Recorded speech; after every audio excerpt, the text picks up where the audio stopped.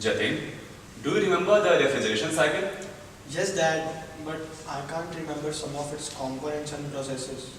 That's very bad. You have already forgotten some of the previous topics and we still have a lot of new topics to discuss. Anyway, let me explain the same with this boiling water. Due to the heat transfer, the water is boiling and then changing into vapor. If we take it off the flame and place a lid over the vessel, the vapor again transforms into water. And this is how the refrigeration cycle goes on. Jatin, pay attention this time. This is the basic principle on which all the refrigerator systems work, irrespective of model and manufacturer. Do you remember all the parts of the refrigeration cycle? Yeah, I remember that. They are compressor, condenser, capillary tube and evaporator. I will explain these one by one now. The compressor compresses the refrigerant and increases the pressure and temperature of the refrigerant. The condenser in the refrigerator acts as a heat exchanger, which condenses the refrigerant from its gaseous state to its liquid state.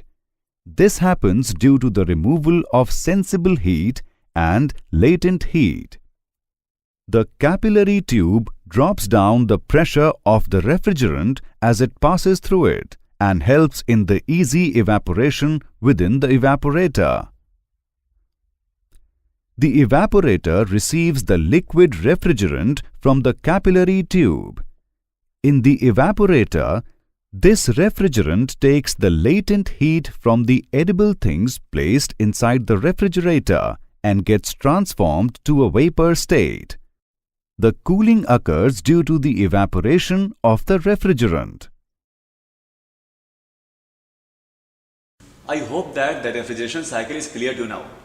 Have you ever heard about CFC? The evaporator is CFC free.